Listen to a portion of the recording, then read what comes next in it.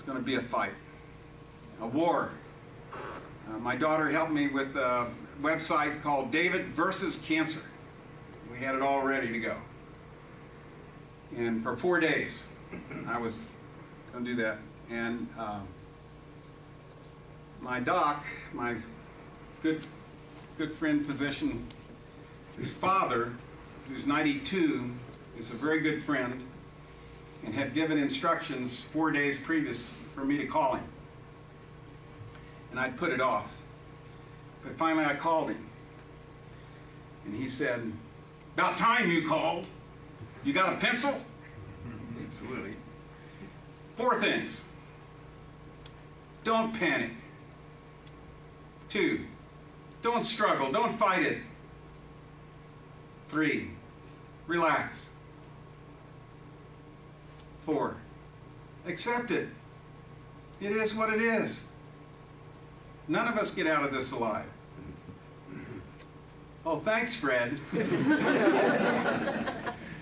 it was a huge relief to think that I'm not going to fight this. And I began to think if there ever was a teachable moment, this is it. I've been a teacher all my life. And I can teach people about this cancer, and I can teach people how to die. At least the way I do it. And I got excited about that, all right? And so I went to my physician. I said, "Steve, now how do I tell others?" Because that's the first question you ask yourself. How do you tell others that you're dying? You know, that is I worried more about that than anything. And he said, "I don't know, David, you're a pretty creative guy. You're going to have to do it in your own way, but I will tell you this. That if you go up to someone and they know you have cancer, but they don't know if you know that they know that you have cancer, it's going to be an awkward conversation. And maybe no conversation at all. So you can count on that." I said, "Well, thanks." So I decided to produce a video. By the way, I put a bunch of handouts of these slides I eventually will get to on the table back there, and on the back page is a blog reference where you can type in if you haven't done it. Several of you have. And all the videos that I produced since this first one are posted on there. And they're really my experiences in teaching about this cancer. But the first video, or any of them, the intention was never to inspire anyone. I just wanted to tell the faculty members and family medicine about my diagnosis, because when you get this diagnosis, your life turns upside down. I had to get out of all my voluntary organizations that I was very active in, and in the doctor's visits and PET scans and chemo treatments and blood transfusions, and I could just go through them, and fluids, and then you get symptoms and rush to the hospital. In the month of February, and the treatment started in October, in the month of February, I was home only 8 days out of that whole month. And these chemo, for my case, 21 days between treatments, there were 6 of them, and they get cumulatively worse. They don't tell you that. My second opinion guy, who's an old buddy, real good buddy, told me that just take 0.9. After your first chemo treatment, you're going to be 90% of yourself. After the second one, multiply again by 0.9, and you're going to be 80% of yourself, and keep doing it. So by the time I got to my 6th treatment, there's no surprise that I was needing blood transfusions, because I was 48% or so of myself. That's when Bob visited.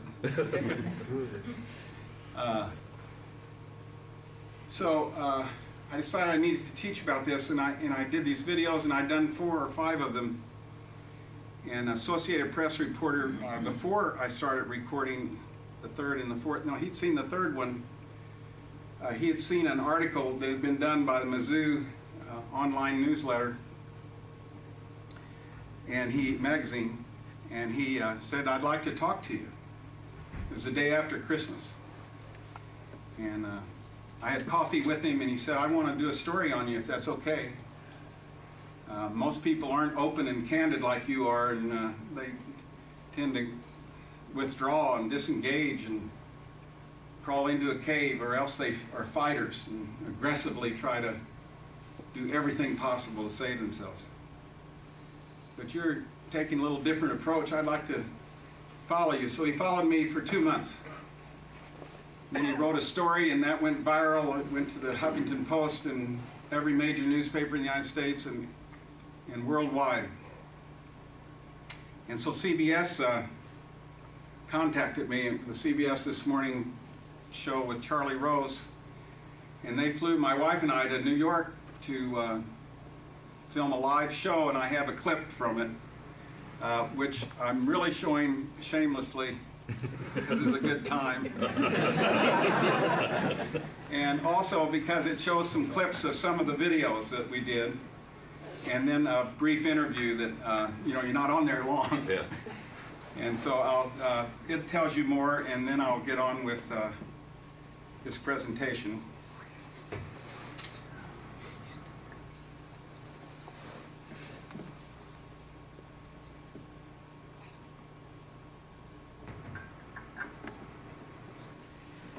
Come on, work. All right.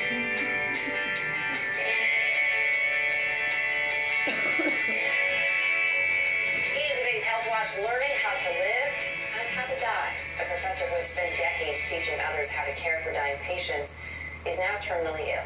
And he's still teaching using his own case and the internet. Before we meet him, National Correspondent Lee Cowan takes a look at his very public illness.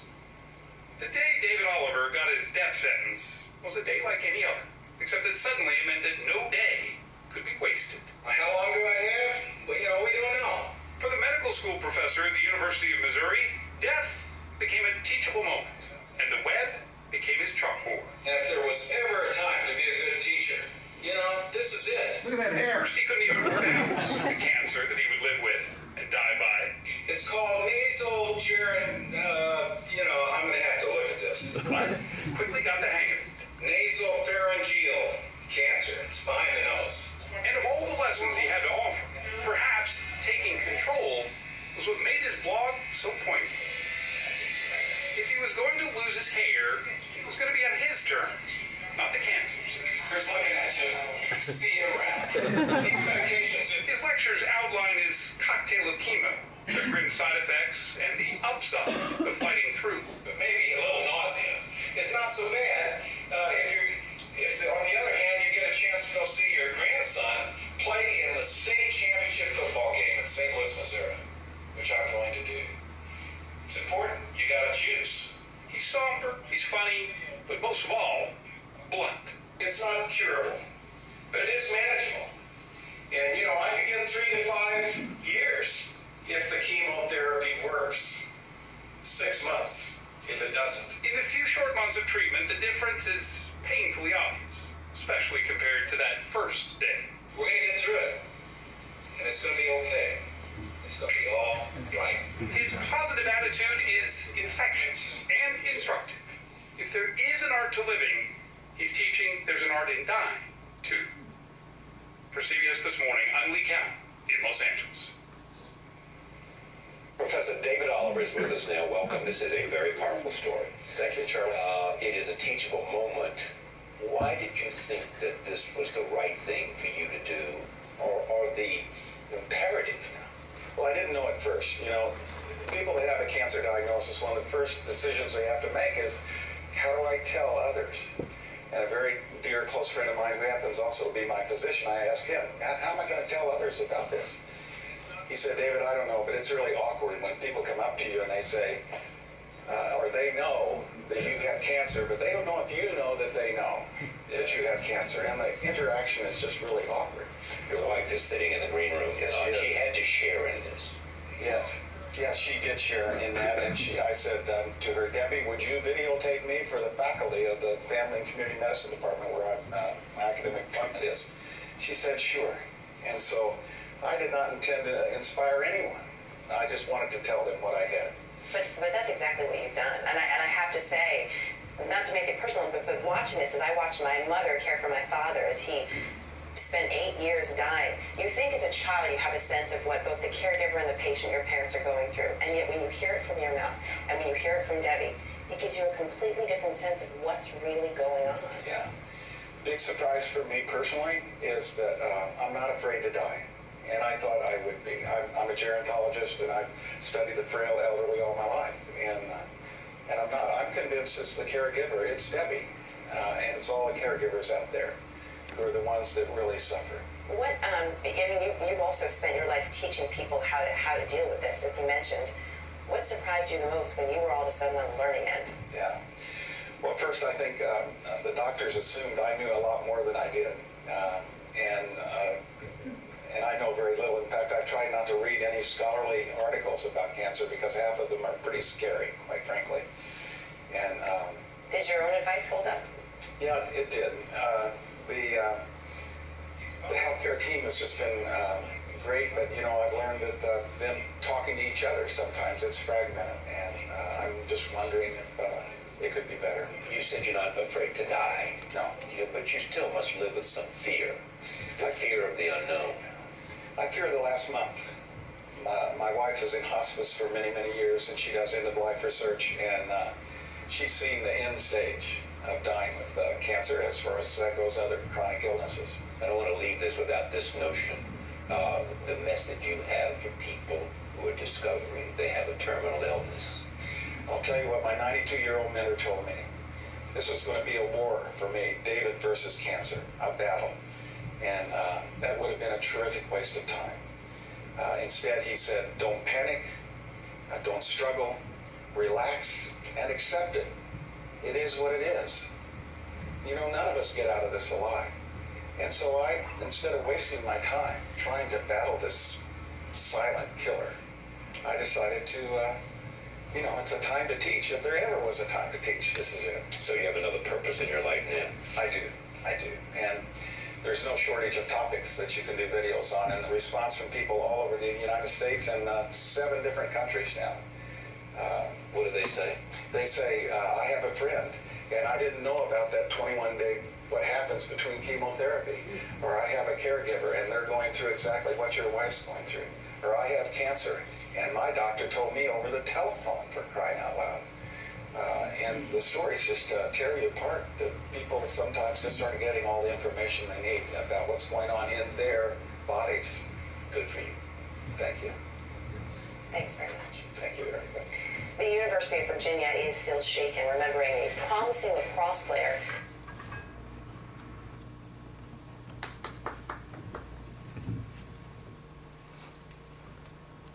So, by the way, there were 10,000 hits on the blog in 24 hours after that show. The blog now has 38,000 hits, and we're just overwhelmed by that from 74 different countries. It's this cancer thing is more than my story. It's a much bigger thing. And this last stage, what I said there is true. My wife, I was telling Karen last night, and she also, when you're in hospice, you see the end stage. The last month, last 2 months, CNAs, are the best predictors of when someone's dying. They have that look about them. It's the phrase, as you know. And so I've seen it, and I know what it's like, and I know the, right? And the breaths get down to 2 or 3 a minute, and I do think about that. I'm not fearful of it, but I worry about the caregivers and whether I'll have enough painkiller to take care of my pain. And so I've decided, well, what if I end up in a nursing home this last month or 2? Because it will happen. And that led to what I wanted to share with you. And I share it honestly and with respect, and I don't know, I'm going to share these concerns, what I want you to know about me, and then later I'll tell you just a few solutions maybe. But you're going to have to use your imaginations for some of them. I worry about pain. And maybe that's because of my profession, and I know that most physicians are poor when it comes to knowing how to manage pain, right, Karen? Plead the fifth, yes. Huh? Yes. Yes. And certainly, most nursing home employees aren't prepared. And especially when you come across a dementia patient, you don't know what's pain and what isn't. And often if it's pain, they don't know how to tell you, and they live in pain. It is a serious deal. And I really think about that a lot. I was asked, I don't know if you've seen the award-winning movie How to Die in Oregon. Unfortunately, I can't go there and establish residency in time. They have what people call assisted suicide there, legal euthanasia, if you're not aware of that. 2 doctors sign orders, and there's a potion that's mixed up. I think it's advanced Ativan. And you swallow it, just about a cup or so, and in about a minute you go into a coma, or quietly, and then several minutes later you're dead. My mother died of cancer in my arms, and if I had had a potion to give her, I would have. 21 days of hell, cancer of the lungs spread to the brain. It was horrible. And she basically died because she didn't drink or eat anything. What a way to go. My father committed suicide. He had throat cancer. And suicide is also a way some people deal with this. And it has a lot to do with pain. Pain needs to be managed. My wife, also being in hospice, has told me that with few exceptions, and there are 1 or 2, but with few exceptions, there's no reason why anyone in America should have pain. No reason at all. But we're not trained to do that. I do have, in Missouri, we don't have the nice things they have in Colorado and Oregon. Legal marijuana for a 60s guy. But I have 2 very close friends. And one is a PhD. And they have safe stashes. One of them recently said, I said, you know, I haven't had it in 40 years, but I think I'm maybe ready one of these days. And he said, you can come over anytime and get reacquainted. I haven't done that yet. And so I worry about pain. And so that's number 1. It's the easiest solution of all these, by the way, when I get to it. Strangers. You know, this doesn't come up in many presentations. Pain does, but not this. Roommates don't make close personal friends. You overcrowd a rat cage and you're going to have a lot of death just from fighting. There's a man in Kansas who murdered his roommate. And when asked, why did you murder your roommate? He said he talked too much. Man, I could have been that dead man.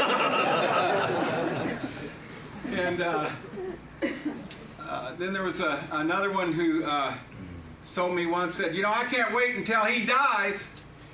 And I said, why would you say that about your roommate? And he said, well, I want the window. See, he had the bed that wasn't by the window. Woo. Social relationships, a lot of you have heard me talk about how that is what makes life a drama. When your life world intersects somebody else's life world and some kind of magic happens from it, you know? Yes! Woo! You felt like that lately? In the last year? 5 years. Doesn't happen very often, actually. Where you internalize someone else with respect and they listen to your story, and you listen to theirs. And you really have a meaningful encounter. And the longer and longer you live, you lose them because they die. And these close friends and these confidants who may have made life such a drama, who knew all your garbage, all of it, all your secrets, and still loved you. Can you imagine that? Then they die. Now, no one knows your story.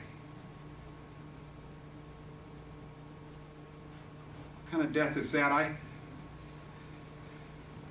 don't see a lot of people laughing and smiling, in nursing homes all my career. There are exceptions, and there are singers. Not many smiles. And that does have something to do with the generations that we learned about a couple days ago.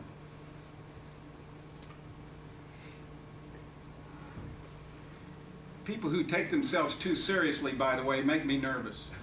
Okay? And I try not to do that with me.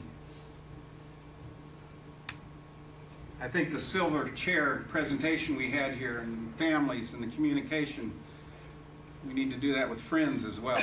Open it up. This new generation is into Facebook and social networking and are used to communicating via video methods. And we better be fully equipped, because in my nursing home, I want a huge screen where I can see my friend up close and personal, and of course, porn.